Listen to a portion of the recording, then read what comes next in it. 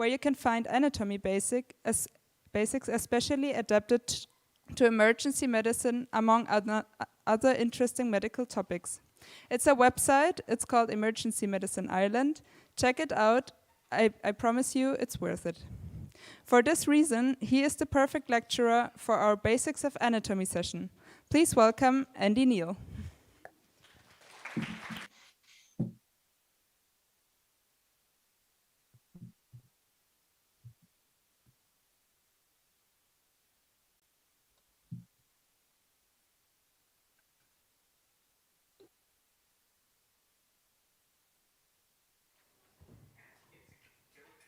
Okay, so you can see my slides okay on the screen, yeah?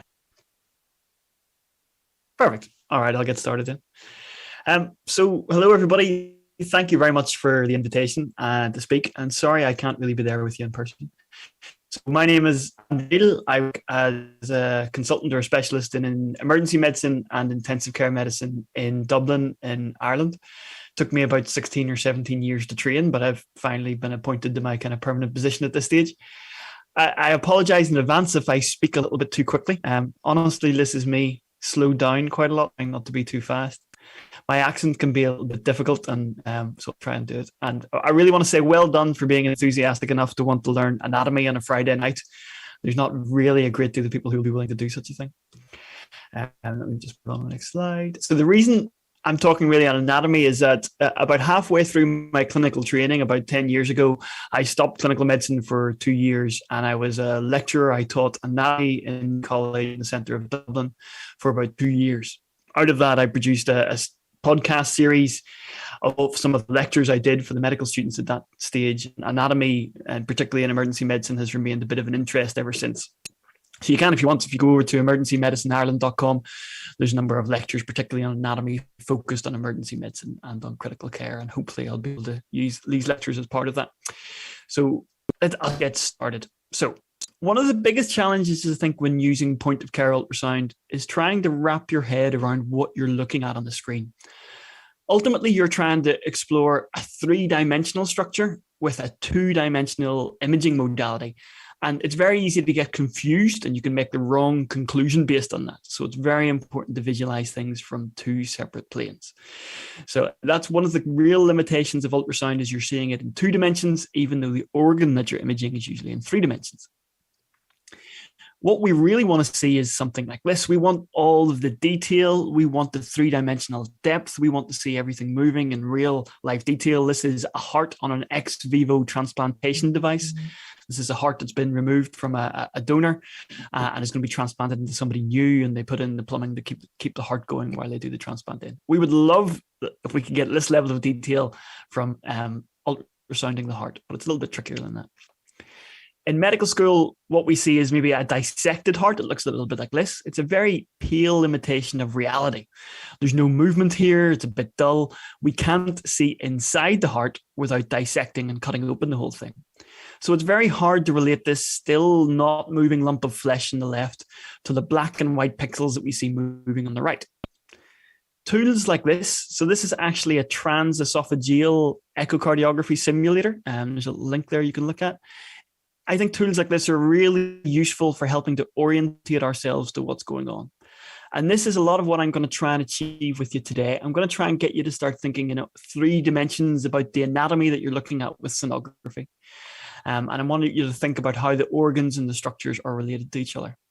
I'm hoping that a lot of this is a refresher from the anatomy that you've learned in medical school, as opposed to it shouldn't be brand new information. If it's brand new information, then you've got a problem.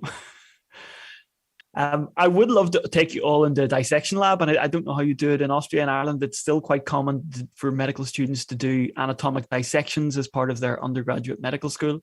It would be brilliant to be able to bring you in there, get your hands on the actual cadavers, and then to correlate that with surface anatomy, to correlate that with ultrasound. I think that will be ideal, but we're going to have to limit ourselves to doing this over Zoom.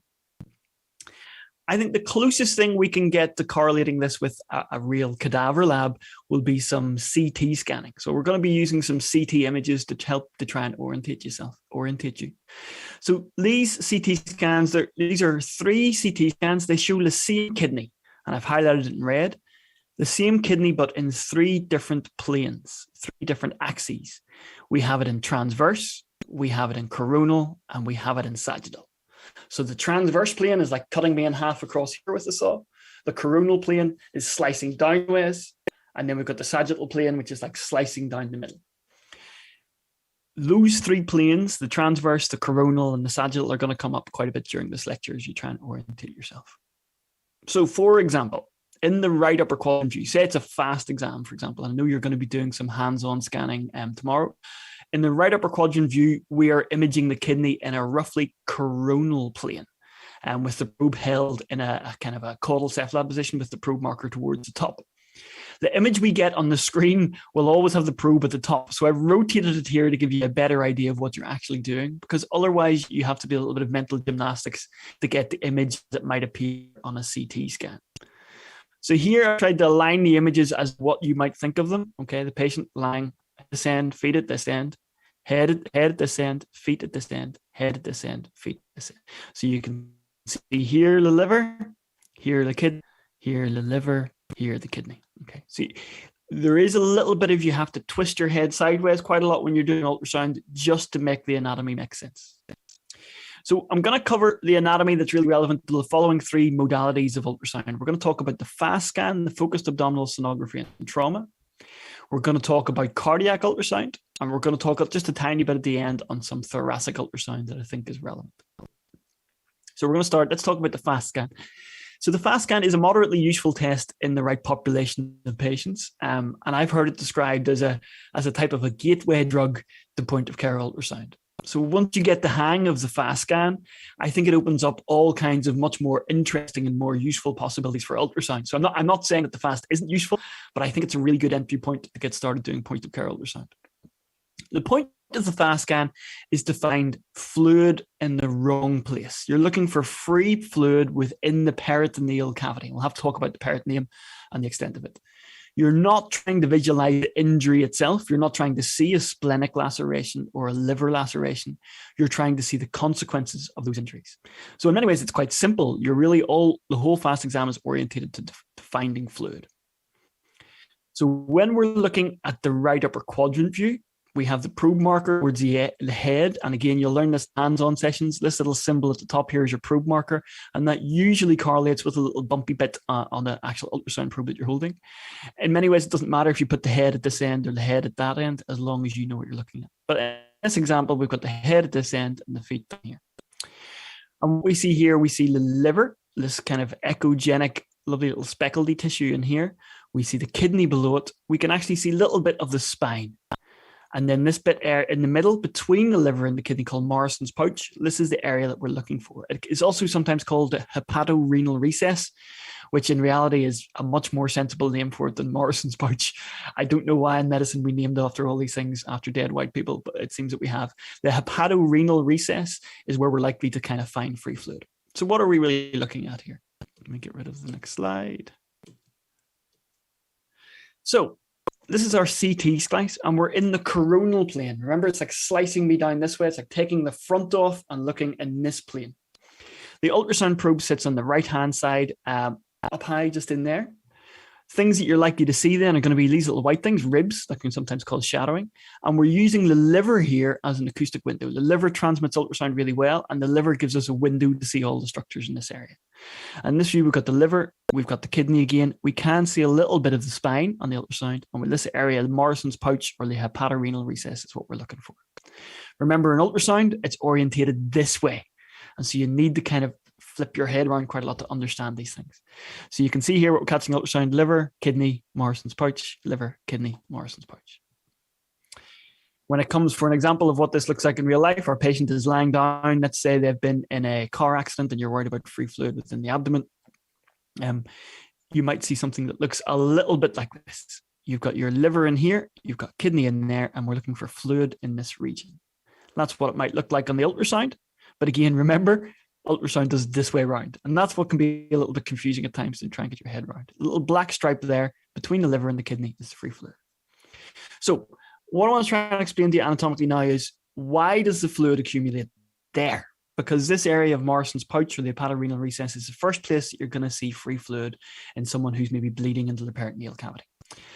This is a transverse slice, so as if I'm sliced through here, and we're looking at the upper abdomen, we can see liver in there, and I've highlighted the peritoneal cavity was in blue, so that anywhere within this blue space, fluid can travel. Okay, this is a potential space within the abdomen, and fluid can travel in all those spots. But remember, your trauma patient is lying flat on their back, they're lying supine, and fluid will always find the lowest level. And so the lowest level here is going to be this area, Morrison's pouch, hepatorenal recess. You can see that here, this point is lower down than this point over here. So that's why commonly the right upper quadrant view is one of the most useful things in fast scan, is that this is where we're going to see the free fluid.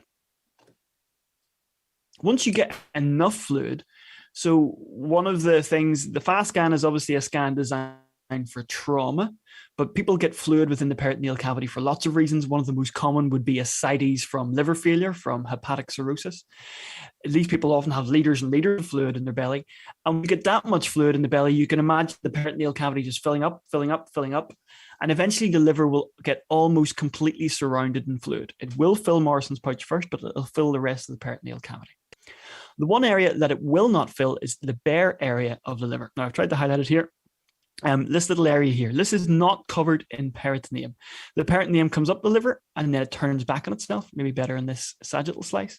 The peritoneum is covering the liver all the way over here where the mouse pointer goes, and then it turns back on itself just here. So fluid can fill this area, and you can see fluid here, but you will not see necessarily a lot of fluid above the diaphragm. And that'll be a little bit different from the left upper quadrant that we'll come to in a second. So it's called the bare area of the liver. So I'm going to run you through a CT scan here just to run through the orientations. I know you've not looked at a great deal of CT scans. I know you're medical students, but I'll try and talk you through. This is a coronal slice. Again, we're sliced through here of the thorax and the abdomen. We can see the heart at the top. There is radiographic contrast given, so that's within the blood vessels. It's in the left ventricle and the right ventricle. And you can kind of see there's the, comes to the front. There's the ribs and the breastbone, and I'm now moving backwards through the body towards the posterior aspect. I can see lots of liver. This is all liver in here. And I'm going to bring you all the way back until our typical fast view. This is the view that we're looking at with the fast scan, typically looking for this Morrison's pouch area between liver and kidney. The other structures in this area you need to be aware of, think about what are the other fluid-filled structures, because fluid-filled structures show up really easily in ultrasound and they can really confuse you. One of the commonest ones can be, let me see, where is it? There. This structure here lying just below the liver is the gallbladder, frequently filled with fluid, and it lies right close to your kidney. And it's very easy for early practitioners in POCUS to sometimes mistake gallbladder for free fluid. So that's one structure to keep an eye on, because the fluid within the gallbladder is not free. It's contained within the appropriate space. The other one that you'll sometimes see is actually sitting right beside it. There's a little area. Let me see. There. So we've gallbladder here. This area is actually a piece of the duodenum, and there's some fluid within the duodenum as well. If it's very fluid distended, sometimes you might mistake that for free fluid. So typically we're looking in this area for the free fluid. It's really important as well to look at the inferior tip of the liver, because sometimes we focus very much in this area and we miss the inferior tip of the liver. It's easy in the ultrasound because on the CT, because we've got this huge area included. But remember, in ultrasound, you've got this little triangular wedge-shaped area of interest. So sometimes you need to move the probe up a bit and down a bit to ensure you've got the inferior pole of the liver. We'll come back to this coronal CT scan in a bit. The left upper quadrant view is similar to the right upper quadrant. So now we've moved from our fast scan right upper quadrant. We're looking at the left upper quadrant. Again, the probe marker is oriented towards the head, and the head's on the other side. And we should see something a little bit like this.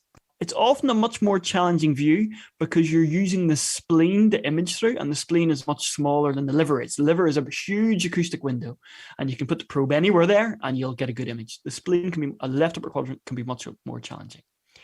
I've tried to highlight the structures we're seeing. The key landmark I think you need to look for is the diaphragm. It should be curved in nature, and you can see hints of it coming in and out through respiration here. We're also struggling because there's a big rib shadow. You'll see this blackness that moves across the screen. That's a rib shadow.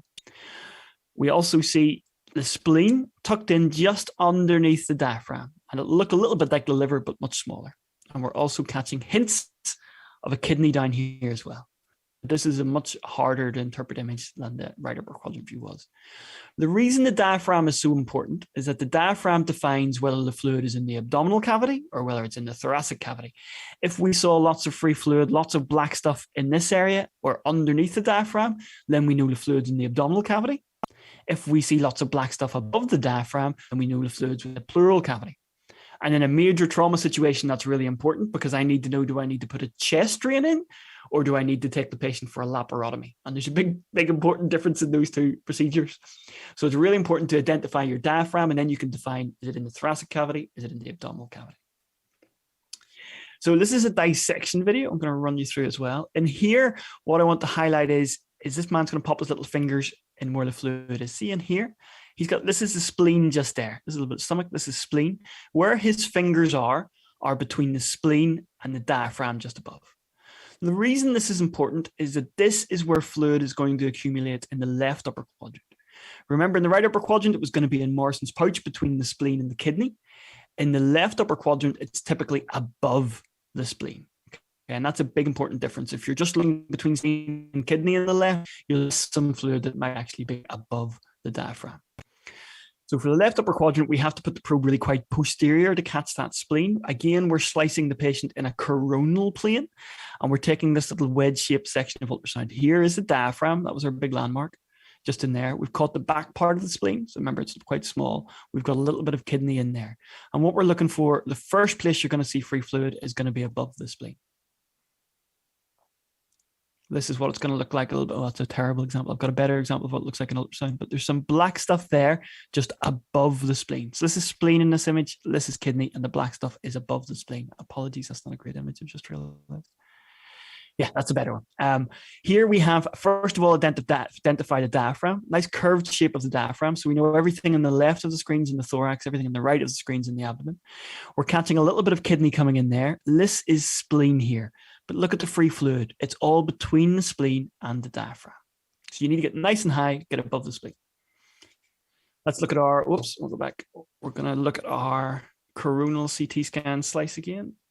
So this time we're going to focus on the left upper quadrant. I'm moving from the anterior part of the body to the posterior part. I need to scroll quite far back before I bring the spleen in. And there's the spleen in there. And then we've got, I'll show you the kidney a little bit clearer. There's the kidney. This is the splenorenal recess, okay, so kind of analogous to the Morrison's pouch, but on the left side. But the key thing is fluid here is going to accumulate above the spleen. In terms of other fluid-filled structures in the left upper quadrant, the commonest thing that will get you confused is this structure here. That's the stomach. Imagine if your patient's just had 8 pints of beer and they've come into you after being involved in a trauma. Quite commonly, you'll see their stomach full of fluid and it looks like it's close to the spleen, and sometimes people get a bit confused and say it's free fluid. It's not free fluid, it's fluid within the stomach. So the pelvic part of the FAST examination gets a little bit tricky. The pelvic exam is tricky for a few reasons. Firstly, we need 2 different planes. We need a transverse, so it's slicing like this way, and we need a sagittal plane in the pelvis. So we're taking 2 images instead of 1. The second difficulty in the pelvic examination is you've got the male versus a female, and you've got different organs, and that can make things a little bit trickier. The male pelvis is a little bit dull and uninteresting. There's a bladder, there's a prostate, not a great deal else. In the female pelvis, obviously we have the bladder, we have the uterus, we have the ovaries and the fallopian tubes as well. Other structures that can sometimes cause difficulties in interpreting the ultrasound. So in the transverse view here, this is what you're going to see. Fluid filled within the bladder, and that's analogous to this CT scan here. Now, there's a little bit of contrast in the bladder, that's why it looks funny. And again, our sagittal view of the pelvis is going to look like effectively like this. You're going to see the bladder in there, and they're fanning through it, and you can actually see a little bit of the sacrum come and go through that video there. Just to show you, this is actually the sacrum down here, equivalent to this. There's the bladder that's full, equivalent to this. In the female, in the dependent position, so I mean by dependent position, they're lying flat. When they're lying flat, fluid will always go to the lowest point. So the fluid is going to lie behind the uterus. You've got the bladder at the front, you've got the uterus, you've got the rectum at the back, and you've got this place called the pouch of Douglas. Again, more sensibly known as the recto-uterine pouch. Again, why it was named after something called Douglas, I do not know. But it's commonly referred to as the pouch of Douglas. This is this first spot you're going to see fluid within the pelvis because it's the lowest point. The rectum in the sigmoid colon here is a retroperitoneal structure. So it's got peritoneum in the front of it, but no peritoneum going around it. So the fluid can't get behind the sigmoid and the rectum. It's going to accumulate here between the uterus and the rectum. Now, again, eventually as this fills up, imagine if you leave the tap running, the fluid will eventually spill over between the uterus and the bladder. But its first point you're going to see it is behind the uterus. So the peritoneum itself extends down here. It goes across the top of the bladder, doesn't go along the back of the bladder. It turns back on itself here, over the uterus, back into this pouch of Douglas, just at the top of the vaginal vault, and then curves back on itself along the retroperitoneal aspect of the sigmoid and the rectum. When it comes to men, the most dependent portion is going to be immediately behind the bladder, at least in the superior portion. I'm going to talk about that again in a little second. This rectovesical pouch is where you're going to see the fluid there. Peritoneum comes down here. The peritoneum really only covers the top of the bladder. So the bladder is mainly a extraperitoneal organ. And then it turns back on itself there and covers over the sigmoid and the rectum, which are retroperitoneal organs. So the lowest point the fluid can get to in the pelvis is just in here. Now, one of the things that can get confusing in the male, we'll just talk about in a second. So we're just going to review, this is an oblique view looking sideways, bladder front, uterus, pouch of Douglas, rectum pouch, where we're going to see the fluid. And the rectum's all retroperitoneal. In the male, again, peritoneum runs over the top of the bladder, turns back very quickly. It doesn't go that deep down into the pelvis. It really just turns back quite quickly on itself and runs up. The little area I've marked in blue here is quite important. So this is a retroperitoneal potential space. There's no fluid in here, and this does not connect with the peritoneal cavity. So if you're seeing free fluid, it will not appear. If there's free fluid within the abdomen, it'll not appear here. Now, why is this important? If you're imaging across the pelvis in the male, you'll often have the probe sitting on top of the symphysis pubis, and we're scanning backwards. We've got the bladder here marked in A. We've got the rectum at the back, which is retroperitoneal, and this is the peritoneum running down here. So free fluid will fill up the area marked B. This area marked D is not within the peritoneum. And if you angle too far down, you can end up getting a false positive. So when we're angled appropriately, we're going through the bladder. This would be free fluid behind the bladder. Bladder's nice and full of fluid there, free fluid in behind it. If I'm to tilt the probe further and angle further down to the bladder, occasionally you see something that looks like free fluid, but isn't. These are the seminal vesicles commonly, and it's a common false positive. It could be a confusing thing in people starting point of care ultrasound. This structure is extraperitoneal. It's not within the peritoneal cavity. So just be careful when you scan down. If you're scanning down and you're seeing fluid immediately behind the bladder in the male, especially if the bladder is not really full, you may actually be imaging the seminal vesicles. So in the male pelvis, you'll typically more likely see fluid off to the side. So this is a transverse view. Here's an example of free fluid. It's not within the bladder. This is the bladder. We have free fluid to the side. We don't see it immediately behind because remember the peritoneum is turned back at the back end of the bladder. Again, in the sagittal view, we're seeing the fluid. This is peritoneal. I'll try and trace out the peritoneum as best I can on the ultrasound. It runs along here. It runs along the top of the bladder and then turns back quite quickly. That's why the fluid just doesn't get any further down towards the feet. If you're seeing lots of free fluid in the midline here in the male, it's probably the seminal vesicles you're imaging. In the female pelvis, things can obviously look a bit different. When there's a lot of fluid, you can actually see the uterus suspended. This is the uterus here. These are some of the uterine ligaments, and it's suspended between the bladder in the front and the free fluid in behind. So we have free fluid, remember, in that pouch of Douglas, in that recto-uterine space. So this will be the pouch of Douglas filled with free fluid. This will probably be a bit of rectum or sigmoid colon. And we've got a nice fluid-filled bladder in the front. This has been very cleverly dubbed what's called the TIE fighter sign. I think that's a great name for it. I think it does look a little bit like a TIE fighter, with the cockpit being the uterus, the struts to the side being the uterine ligaments, and then the kind of fans or fins of the TIE fighter just being the walls of the bladder, and then the walls of the pelvis. So let's fast scan. There's a lot going on. Think certainly about your peritoneal reflections is probably the key thing for understanding why fluid accumulates when it does. There are a couple of important false positives in the fast scan that can get you into a bit of trouble. So be trying not to get yourself confused with those. Next, we're going to talk about cardiac. And I think cardiac is actually a lot more challenging.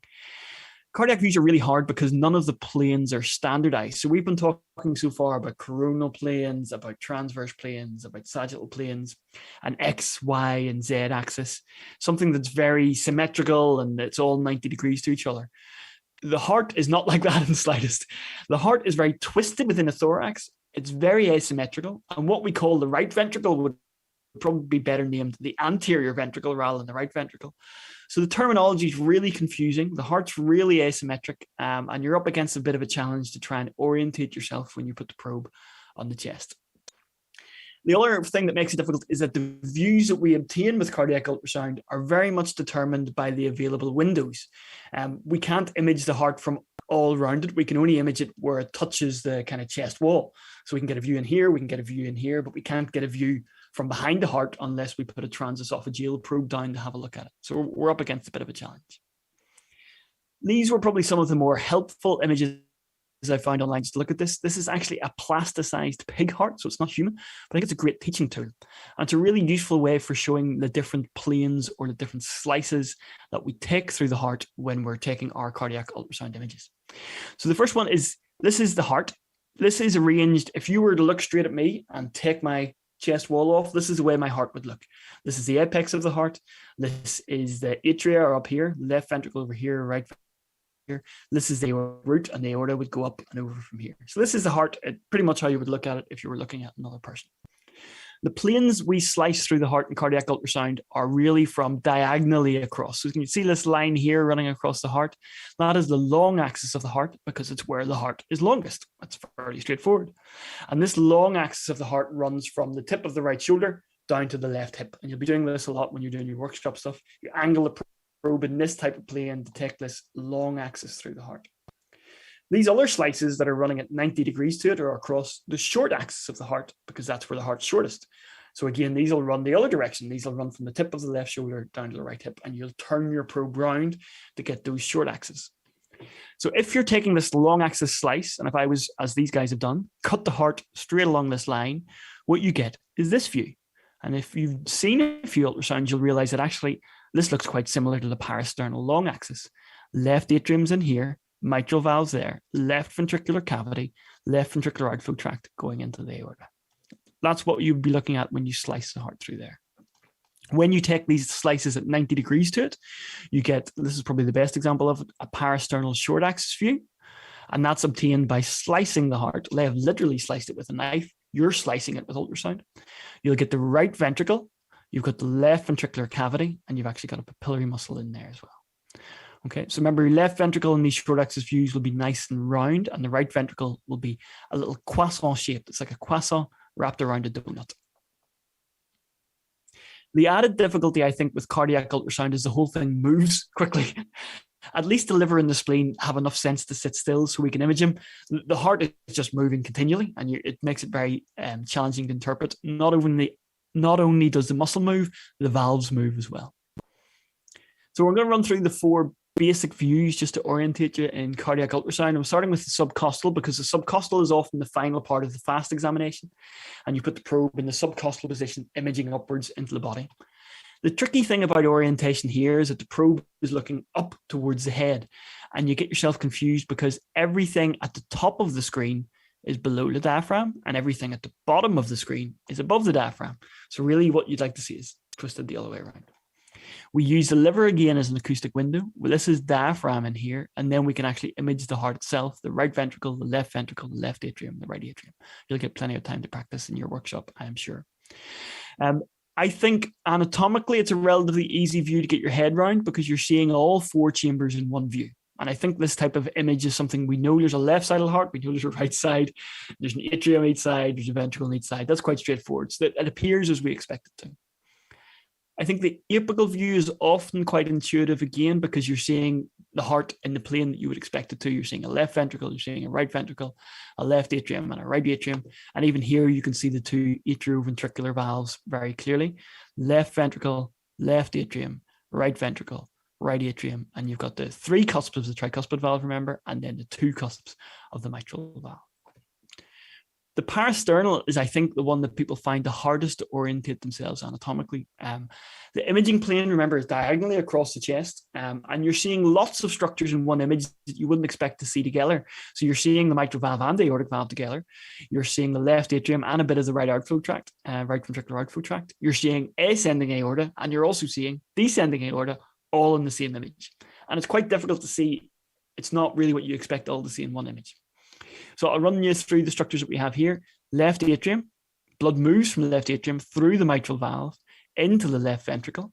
It's then pumped from the left ventricle through the left ventricular outflow tract, through the aortic valve, which you can just about see there, into the ascending aorta. The aorta will loop round, remember, in the arch of the aorta, and actually you'll see a little bit of descending aorta coming towards you afterwards.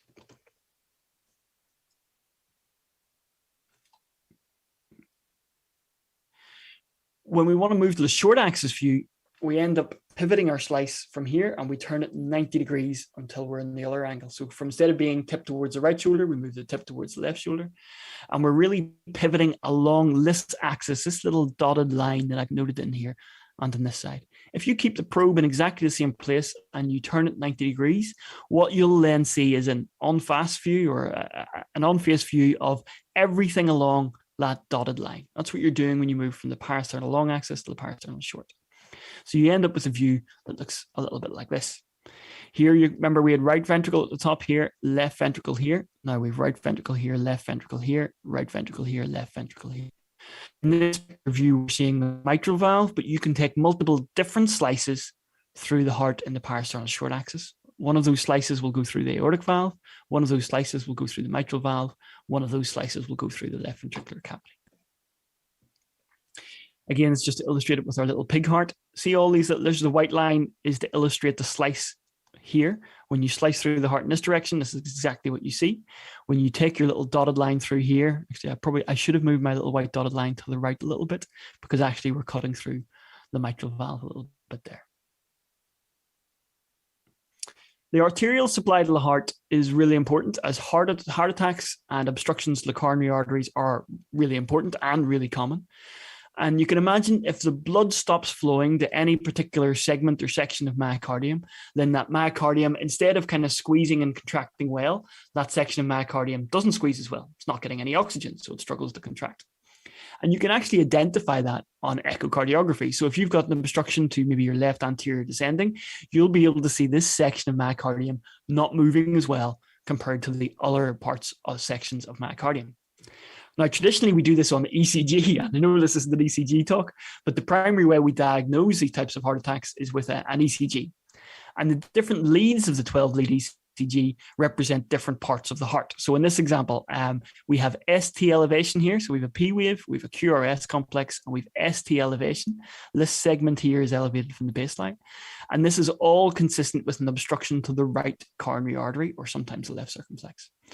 If the ST elevation was in these leads, for example, if it was ST elevation here, that would be consistent with a left anterior descending infarct.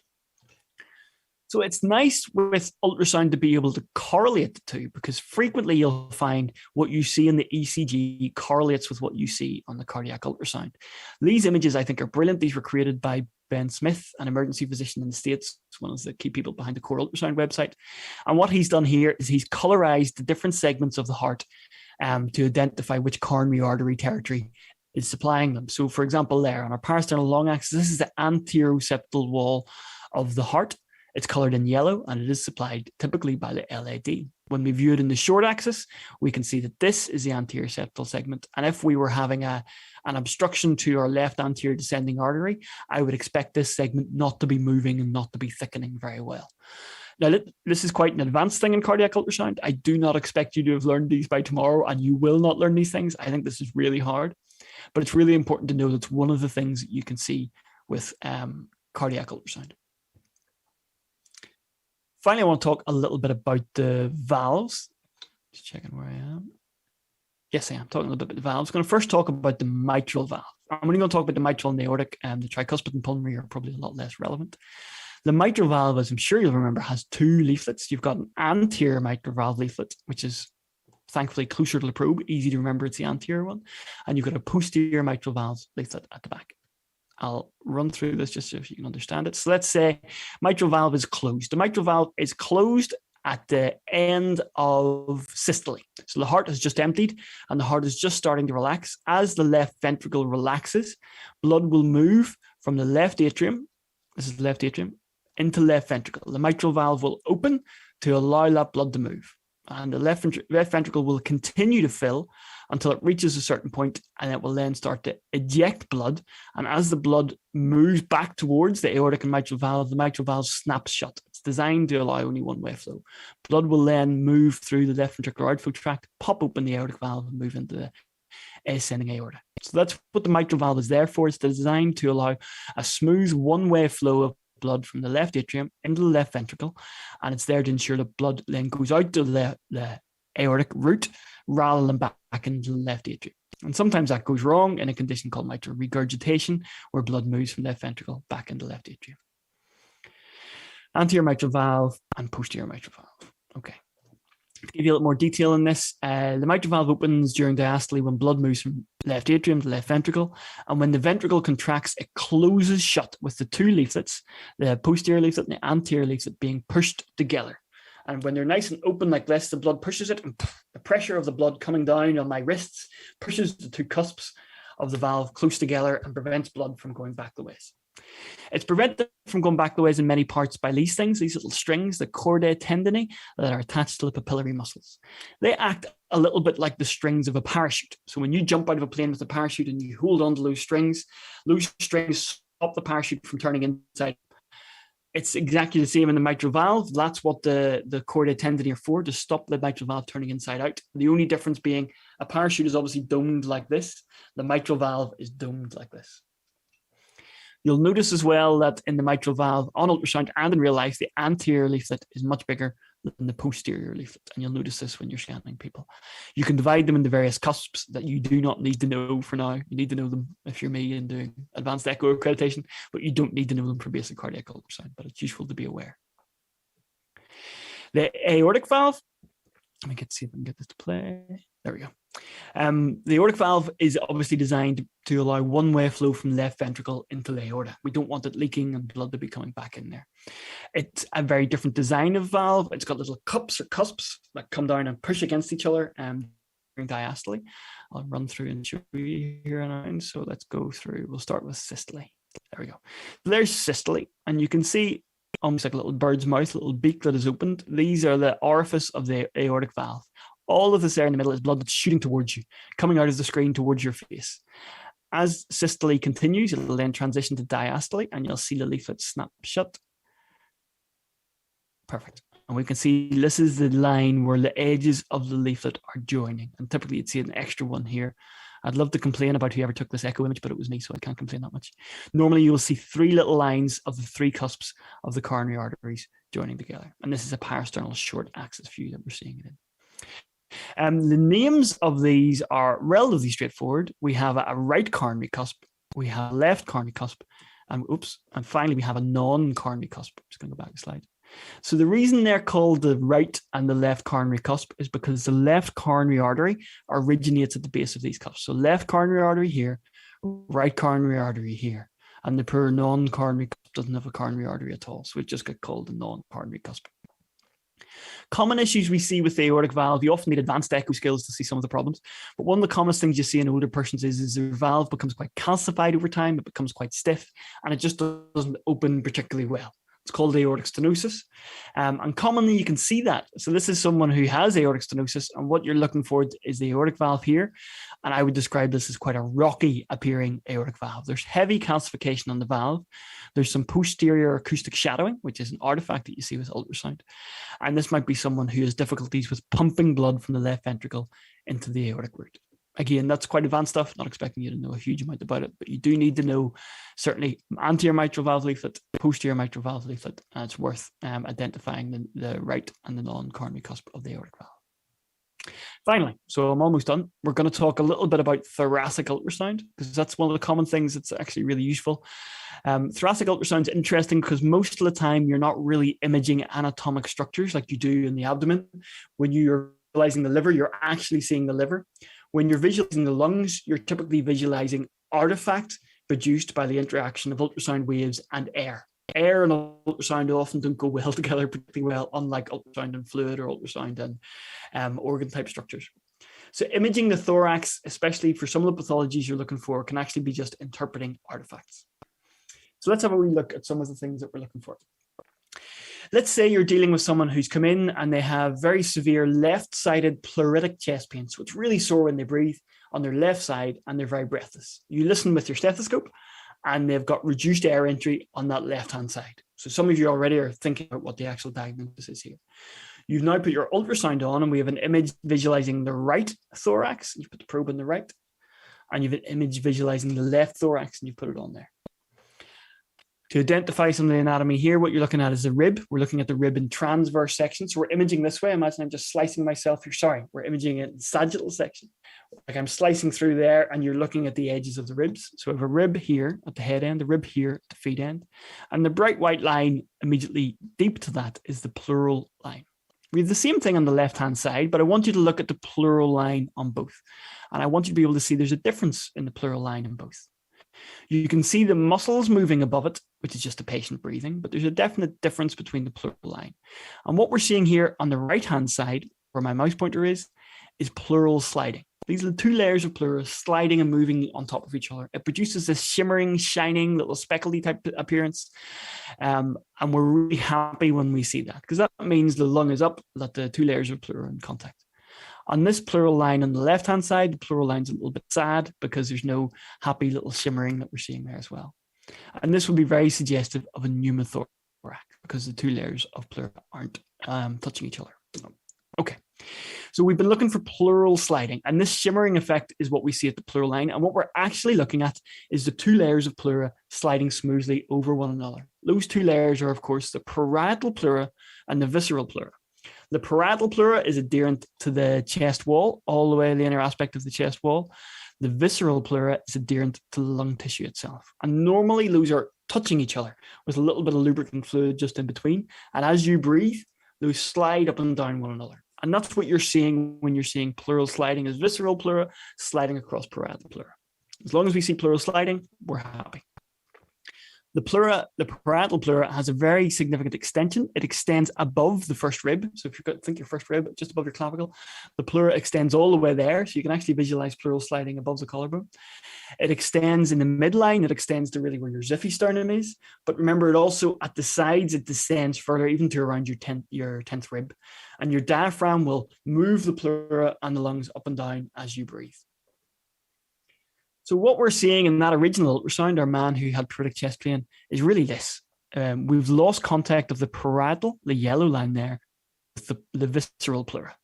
And what that will look like in ultrasound is this. Whereas when you have the parietal and visceral pleura in contact with each other, the yellow and red touching, you'll have pleural sliding on that side.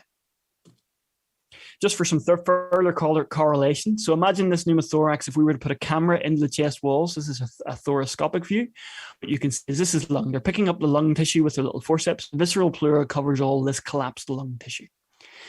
Over here, this is a rib, this is a rib, this is a rib. This is where the parietal pleura is. So this is what this pneumothorax would look like from the inside. And this is what it looks like on the ultrasound. Another common issue we look for with thoracic ultrasound is for fluid. Now, again, this should look somewhat similar to our left upper quadrant view from the FAST scan. Here's our diaphragm. So we know that everything on the left-hand side of the screen now is in the thorax, and everything on the right-hand side is in the abdomen. This is our spleen just in here. And there's a little bit of a shadow there. I don't think that's free fluid. What we're seeing is lots of free fluid within the pleural cavity, within the thoracic cavity. This little wiggly thing looks a little bit like the sorting hat from Harry Potter.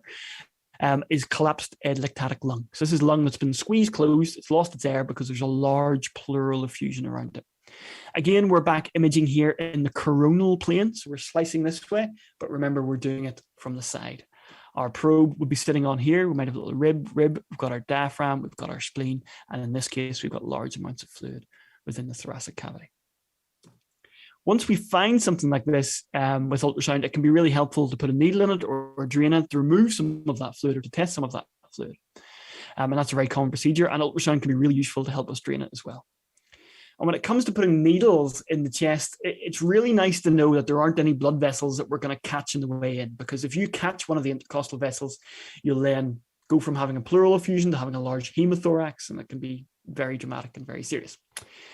If you remember from your anatomy, remember that the neurovascular bundle, the nerve, the artery, and the vein are usually tucked nice and safely under this little section of rib. So when you go to stick your needle in here through the muscle, you're not really that likely to catch one of the arteries. At least that's what they tell us in medical school. However, patients do not read the textbooks and are really not very cooperative with this. And these are really images from a couple of studies that show that patients really aren't like this. So let me talk you through this. This is a CT scan where they've given contrast. So it's something that shows up bright white on CT when the blood is within the arteries. This is a rib here. This is a rib here, the big white thing. Okay, so the white things are the ribs. And what they're showing, the gray bits in between, are the rib spaces. And you can see here that the arteries just run wherever the hell they want, straight along the middle of the intercostal space. So that's a bit of a worry when you're going to stick a needle in here that you might catch it. This one on the right is a cadaveric study. They've marked the upper border of the rib here, lower border of the rib here. And you can see that the vessel, again, meanders. It's quite tortuous. It runs well below that little notch underneath the rib. So despite this kind of idea of safety by having the neurovascular bundle tucked away, it doesn't actually happen in real life. So why is that relevant to ultrasound? We can actually use something called color Doppler on ultrasound as a way of not visualizing these blood vessels directly, but visualizing blood flowing within them. So we can put the probe on the chest where we want to put our needle in, and we can look to see, is the red, blue twinkling thing there? Is there a blood vessel that we can avoid with our needle? So here, I haven't got a video of it, I'm afraid. Here again, we have our sagittal section through a rib, we have pleural line. Here we have rib, we have our pleural line. And here they're imaging the intercostal vessels that are jutting out just inferior border of that rib. So if I was going to put a needle in this space, I want to be sure that my needle was coming in here rather than here. So it's another useful thing that you can use with ultrasound, is to look for the neurovascular bundle. Okay, so just a quick summary. In the FLAS scan, 4 views: right upper quadrant, left upper quadrant, pelvic, and subcostal. Those are typically imaging in the kind of the cardinal planes of anatomy, in the coronal plane for the right and left upper quadrant, in the transverse and the sagittal for the pelvic view, and again, pretty much in the coronal plane for the subcostal. In the cardiac examination, those planes kind of go out the window. What we're always thinking about is the long axis of the heart, which is diagonal, and the short axis of the heart are probably the 2 main ones. Think about the arterial supply of the heart. Think about the valvular structures in the heart when you're looking at them. And finally, in thoracic ultrasound, you're always thinking for pneumothorax about the 2 visceral and parietal layers of the pleura sliding amongst each other. That's what we want to see. And then fluid collections in the chest, we're looking for a diaphragm as a landmark to know that the fluid is above the diaphragm or fluid below the diaphragm. And finally, just that little bit that you can look for blood vessels so you don't prang them with your needle when you're draining the fluid. So that is me all done. I hope you have a good time scanning in real life, and I hope you get yourselves involved and learn lots of new ultrasound things. I know I'm a little bit over time, we're running a bit late. I'm happy to take questions if you have them, but if not, it was a real pleasure to come and speak with you.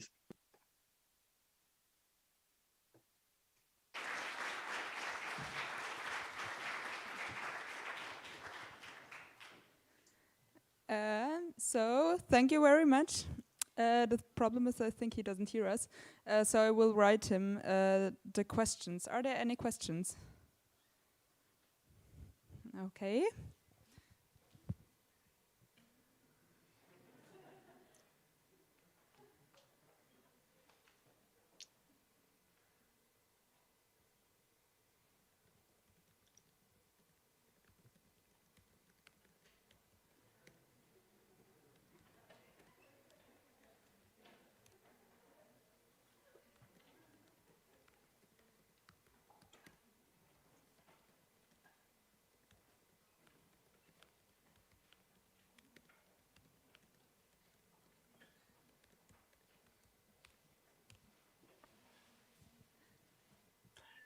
So the question there is, when did you start using ultrasound and where did you learn it in your studies? So I graduated medical school in 2004 and I've just finished training as a specialist now in 2021.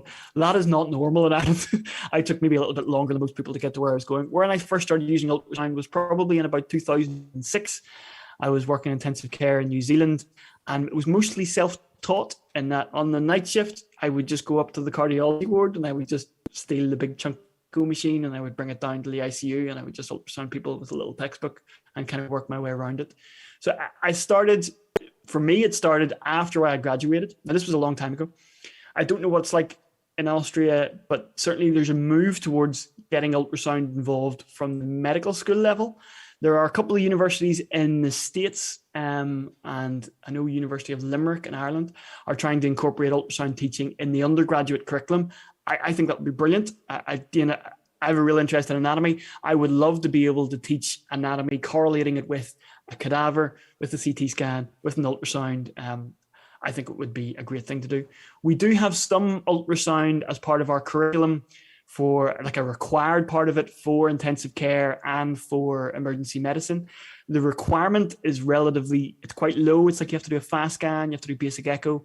I've done maybe quite a lot of advanced training in ultrasound beyond what is actually required in our country.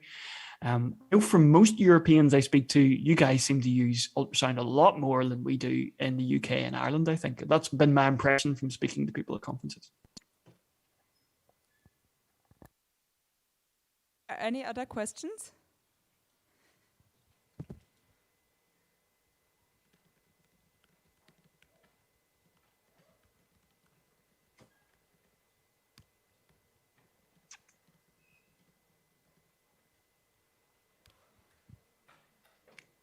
Thank you very much. I hope you have a great time. All the best, guys. Bye.